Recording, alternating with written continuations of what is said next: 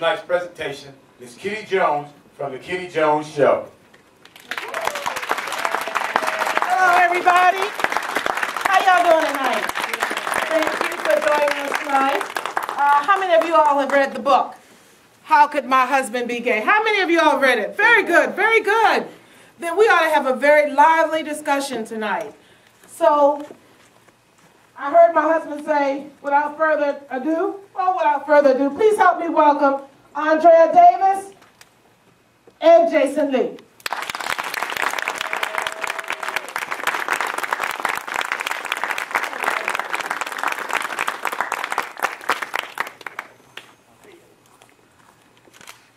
Well, I'm so glad to be able to have this opportunity today to sit down with you all, not once, but twice. And we're going to get started. We're going to go through the Q&A immediately following this interview.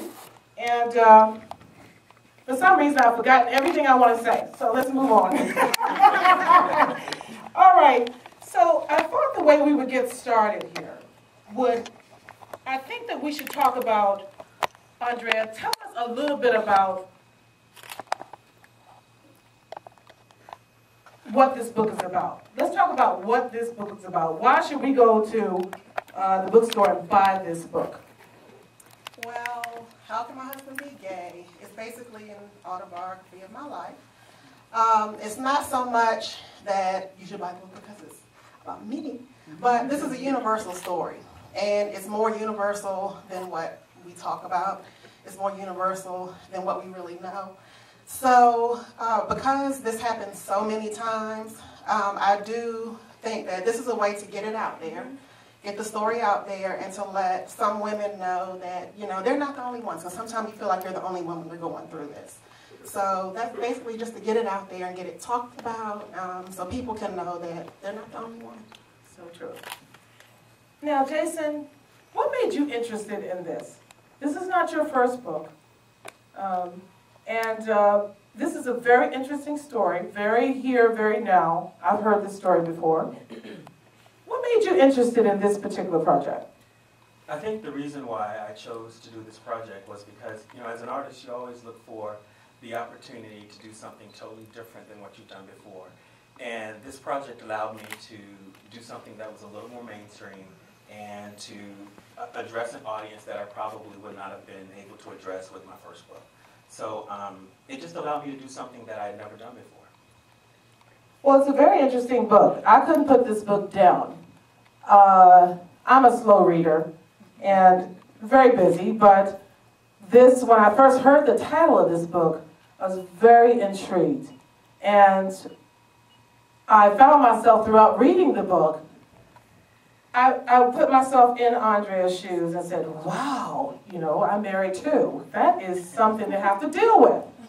So one of the things that came to my mind, Jason, was, what is it that you think that gay men would choose to get married and then kind of fake this heterosexual lifestyle?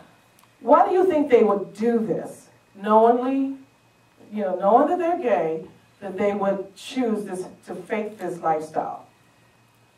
That's a difficult question. I think part of it is the pressure of society and feeling that straight is right. And so, you know, not to condone what happened here, but I can certainly understand it because you feel this pressure to be straight because that's what everyone thinks is normal.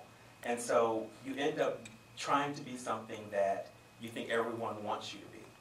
And ultimately, as in this story, you end up hurting other people in the process. Well, I believe that's really true. And I think that society should take a huge responsibility for putting people in this position, not for them being gay, but them having to choose to lie, to look normal, lack of a better word. And so I think they do have to take a huge responsibility for it. Now, Andrea, in retrospect, if you had to do this all over again.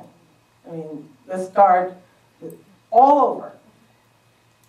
What would you do differently in your relationship with Marseilles? If you had to do this, and maybe, I'm trying to figure out whether you would know already, but knowing what you know now, if you could just go back, just turn back the clock, what would you do differently in your relationship with Marseilles? Well, I would not have had a relationship with Marseilles. I would have opened my eyes and paid attention to the signs that were there. Some of the signs were not necessarily that he was gay, but there were other signs that basically told me that his character was not what I would want. There were Tell us about that. Tell us about that, some of the signs. Well, some of the signs that I saw were that he could be a cutthroat type person.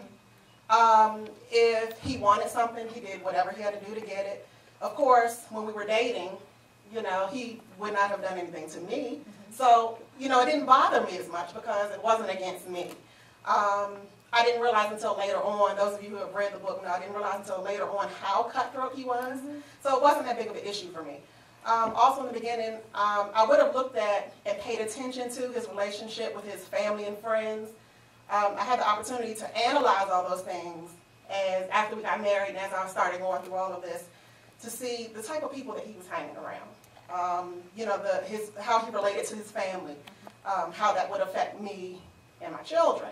So those were some of the things that, like I said, weren't necessarily to say, oh, he's gay, but there were some heavy character issues that I had problems with, as the marriage progressed, and then it led into other things.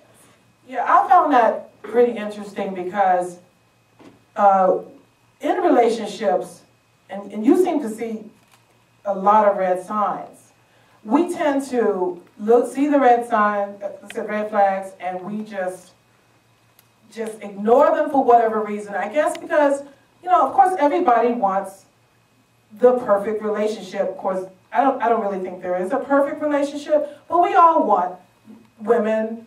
We want the picket fence. We want the, someone to be in love with us, the great intimacy and all of that. But we see those little signs, and we just put them behind us and put them behind us. But I found myself going back, thinking in the book when you were talking about how he would be, meeting his friends and all of this, and weird times of the night and all this, and it's like you put up with quite a bit.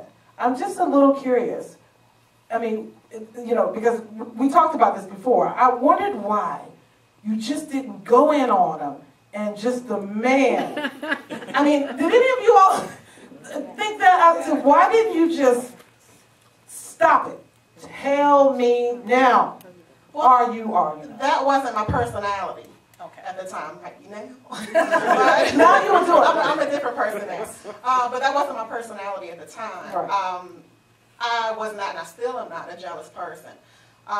So my rationale was, if you're going to do it, you're going to do it. Whether I ask you or not, it's not going to change that. If you wanted to cheat or whatever it is that you're going to do, you're going to do it, whether I ask you or not. So I didn't want to. I think the first thing was I didn't want to accept it. So if I had taken that head-on approach at that point in time, I may not have been able to handle, the answer if he were to tell the truth. Right. But I also felt like he wouldn't tell the truth even if I asked. So I was more of the type of person where I would pay attention. I started paying attention. Instead of, asking a bunch of questions, I just started really paying attention. So that's why I was so quiet. Some people may get angry with me throughout the book. You should have said something then, or you should have done something then.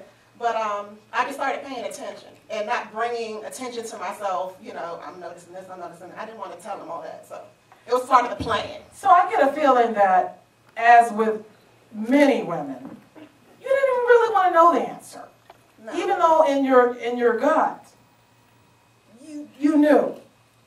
A lot of us don't want to know, basically. And Andrea didn't want to know. Right? I was in love with him. Exactly. That was my husband. Is that love?